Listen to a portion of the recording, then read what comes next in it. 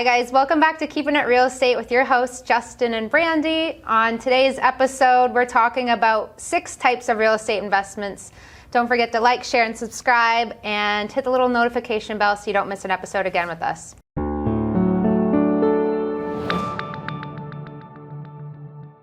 That's it. Definitely make sure to subscribe because we're gonna have so much cool content coming out in the next few months. I'm so excited for it. But today, let's tackle this topic: 5 types of investments. So, what we want to talk about here is the different avenues you can go, whether it's residential, it's commercial, ways that you can put your money into real estate to generate some sort of return.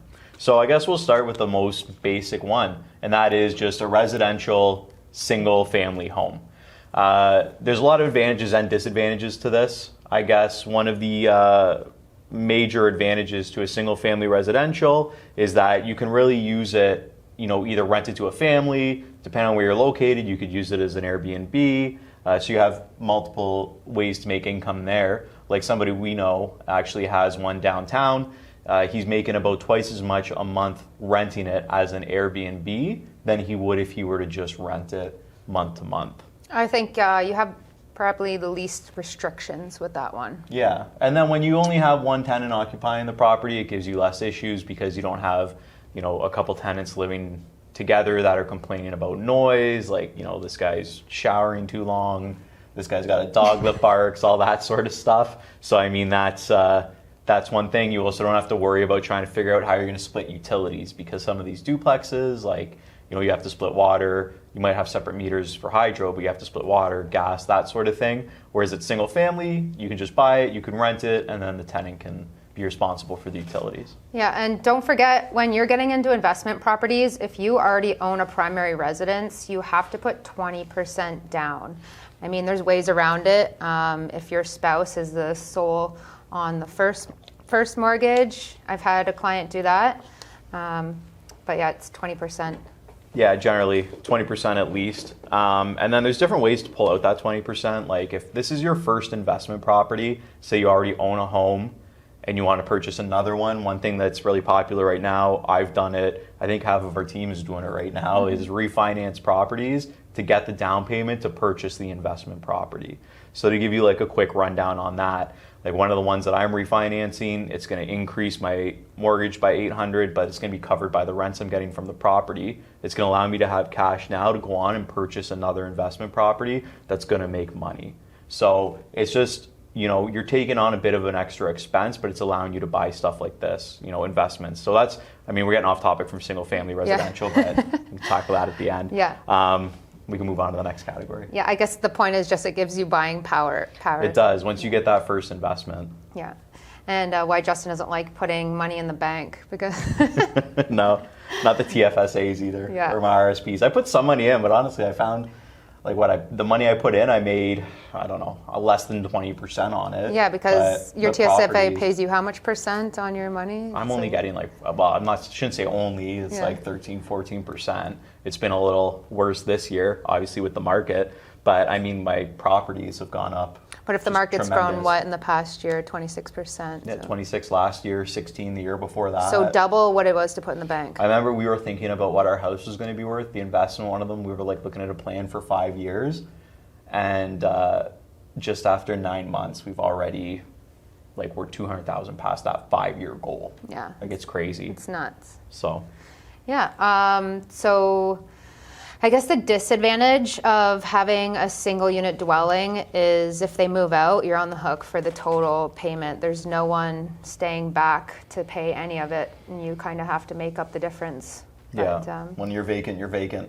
Yeah, there's nobody there, you're paying that. Vacancy. Yeah. So I guess you have to have great screening options. That's it. And that's something we do too.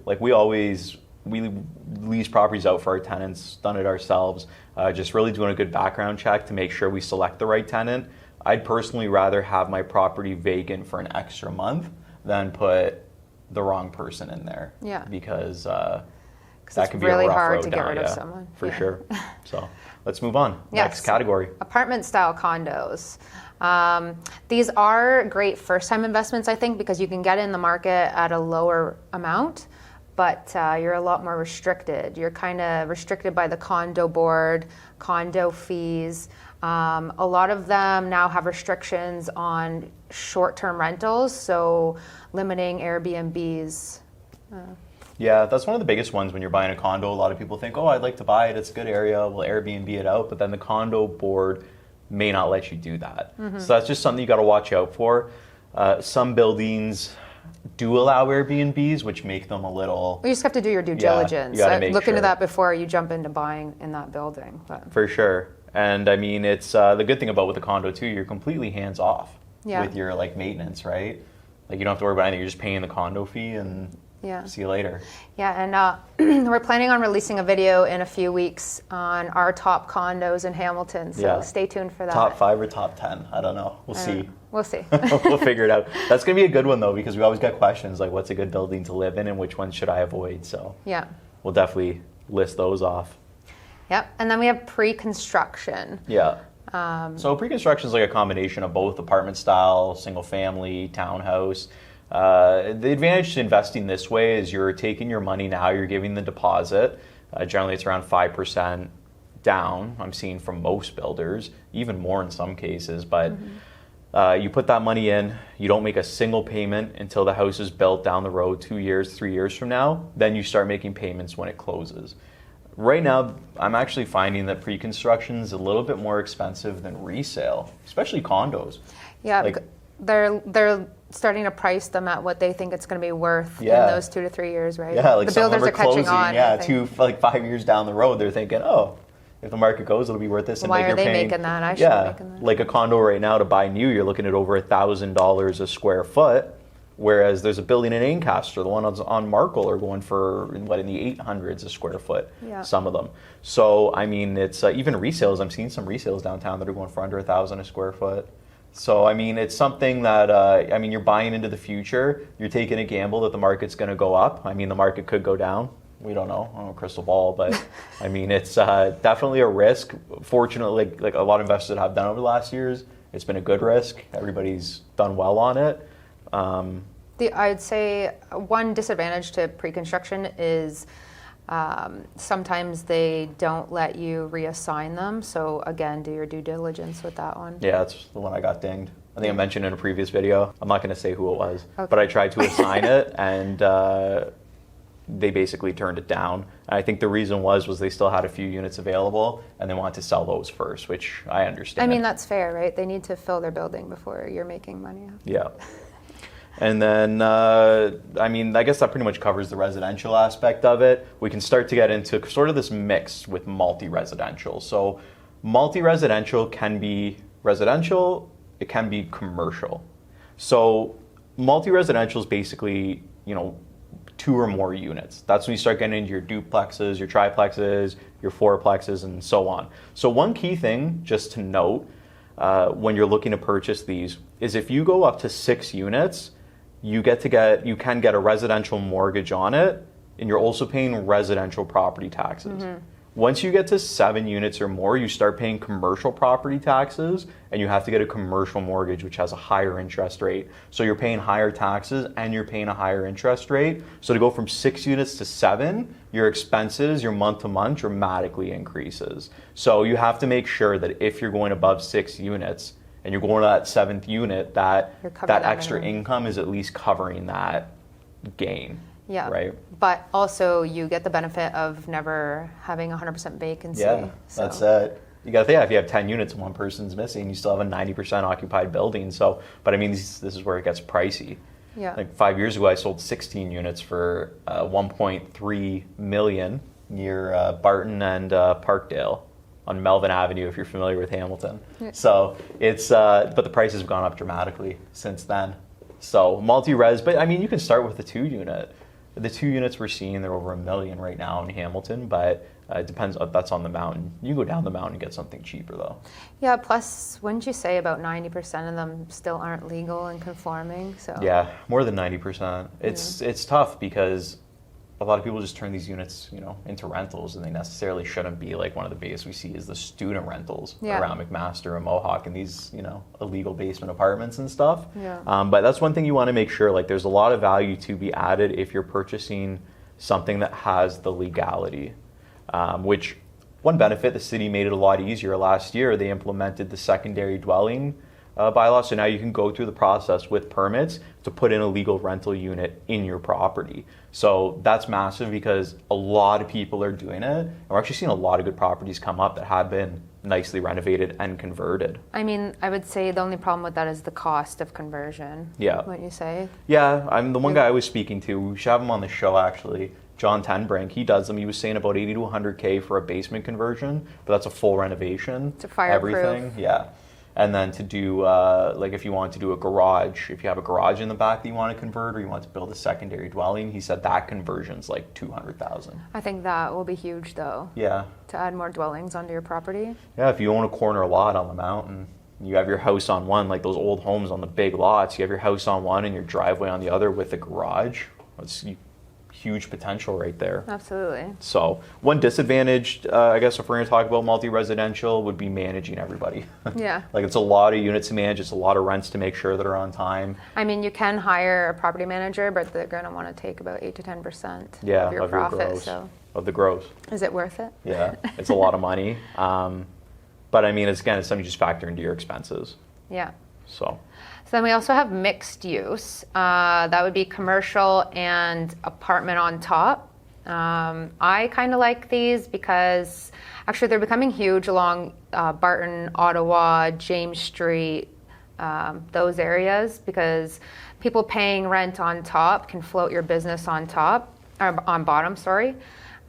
Investors like these because, again, you would be looking at way less of a chance to have 100% vacancy rate. yeah, one of the biggest benefits too with both is if there's ever a shift in the residential market, you have commercial downstairs.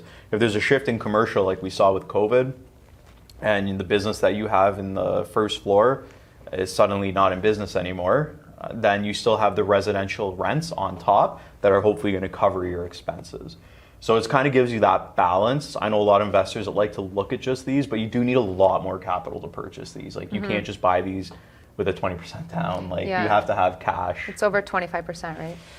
At least 25%. Yeah. But in most cases, depending on who you are, it could be more. So I mean, and these properties are huge. You'll see them when you're driving down King Street. You're driving down like any main street really on the city. And every time a commercial mortgage is unavoidable. So the higher interest rate, the higher property tax, higher percent down. Yeah. Yeah, and that's the thing, it eats into your expenses. But I mean, it's a nice balance. And then at the end of the day, you own a building on a main street. That's not bad. It's a good trade-off, right? Yeah. And also you kind of have to be careful with the tenants you pick. Mm-hmm. So if you have someone really loud on the bottom, what kind of tenant are you picking up top? You got to make sure there's a good match. Yeah. You don't want the upstairs tenant complaining about the downstairs. So it can be a little bit more of a headache, but I think more security. That's it. Actually, I remember the first mixed use I ever sold was where the old Motown used to be, Absinthe, in the basement. You sold that? Yeah. That's awesome. Back, I think the whole building, it was 4 commercial units. Well, Absinthe was taking up 2 of the spaces. And then it was 16 residential units above. 1.8 million 5 years ago. 5 years to ago. own pretty much half of a block on King Street. On King Street, yeah. It's nuts. Cool. So, but then we go straight into just strictly commercial, which you can buy like a plaza. So you got into your corner plaza with, the variety store, gas station, salon, that sort of thing. That's another route that you can go to invest in. Some investors like commercial because you have a lot more control over the tenants in terms of, they don't pay the rent. You just change the locks if you're having issues, right? That sort of thing. Like it's a lot harsher. They're not protected by the same laws as a residential tenant. There's no issuing on 9/11 and having to sit out potential 9/11 and potentially having to sit out months of them trying to get out there. But and then again, you're dealing with commercial mortgages, commercial rates, more down. That's more, I think, for you're almost at a higher level investor. But first, I'd say if you guys are looking at a first investment property, one of the safest routes, either single family, like you had a client that did it, that he's making good money on it. He spent $600,000 in January, and he's beyond breaking even. He makes $400 in profit. Yeah, that's amazing. Or you get a condo. I think with a condo though nowadays, with the prices that we're seeing, it's hard to cover the condo fee. You're looking close to even almost. Yeah, but the thing is that even if you're breaking even, and this is just the way the market is right now, because the market's so high, if you're breaking even, you're still making a solid investment because the market's going to keep growing. Exactly, and that's where we're talking about what Conrad was mentioning a couple of weeks ago about flipping into the capital growth mode, where you're just hoping to make money off of the market climbing and your principal being paid down and not necessarily the monthly cash flow. But I don't know, I like the monthly cash flow, but I mean, everyone does. Yeah. But if someone's paying your principal, yeah, and that's the thing. Like, you know, the other thing with investments too is everybody thinks, you know, what if the prices go down, the market dips. At the end of the day, if you have somebody paying your mortgage every month, they're covering your expenses. You have a tenant in there. The longest dip we saw in history was in the 90s. It was a 7-year dip to go back to even. And as long as you can carry it for that period, you know, you're going to have a tenant in there paying your rent for that period. So as long as you're planning at least 7 years, but I always think real estate should be long term. I think rarely you should get into an investment for a short term time. Yeah, like if you're thinking, 1 or 2 years, we'll make some money, because I mean the market might not be as friendly as it's been to us, right? We might go back to just 3 to 5% increases a year, which is what Unless we saw you as the desperately norm. need the money, but I think that's the whole point of refinancing. Yeah, oh, for sure.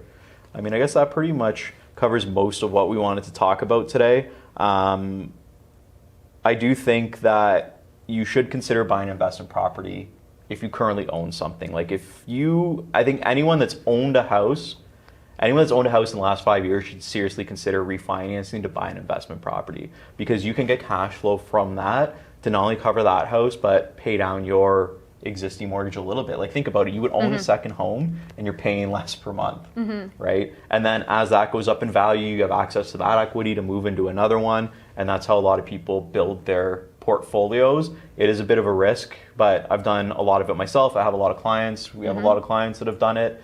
So we know a lot about it. If it's something you're interested in, just please feel free to reach out. We're always happy to have that conversation. Awesome. And thanks for tuning in, guys.